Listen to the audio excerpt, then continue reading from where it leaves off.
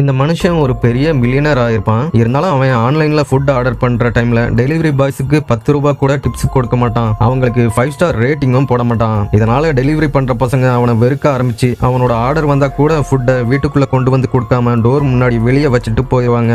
அவன் வீட்டோட டோர் லைனை தாண்டாம கஷ்டப்பட்டு குனிஞ்சுதான் அந்த பார்சலை எடுக்கணும். அவன் காலில் ஒரு ஆங்கிள் டிராக்கரை போலீஸ் ஃபிக்ஸ் பண்ணிருப்பாங்க. அவனுக்கு வீட்டை விட்டு வெளியே போறதுக்கு பெர்மிஷன் கிடையாது. ஆக்சுவலா போலீஸ் அவனை இன்சைடர் ட்ரேடிங் குற்றம் பண்ணதுக்காக 14 மாசமா வீட்டுக்குள்ளேயே ஹவுஸ் அரெஸ்ட் பண்ணி வச்சிருப்பாங்க. அதிர்ஷ்டவசமா அவனோட வீடு ரொம்ப பெருசா இருக்கும். எல்லா வசதியும் வீட்டுக்குள்ளேயே இருக்கும். டெய்லி அவன் டைம் பாஸுக்காக வீட்டுல கார் ரேஸ் விளையாடுவான், கோல்ஃப் கேமும் விளையாடுவான். அப்படியே அவனோட லைஃப் ஜாலியா தான் போயிட்டு இருக்குது. அப்படி இருக்கிறப்ப ஒரு நாள் நியூஸ்ல திடீர்னு அந்த நாட்டுல பெரிய பனி புயல் வரப்போறதா சொல்றாங்க. அதனால நிறைய ரோடும் க்ளோஸ் ஆகி இருக்குது.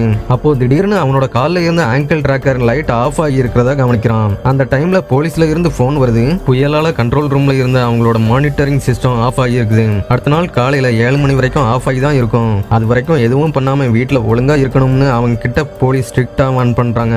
பதிலுக்கு அவன் எங்கேயும் போக மாட்டேன் சார்னு சொல்லிடுறான். ஆனா மனசுக்குள்ள அவனுக்கு சந்தோஷத்தை அடக்க முடியல.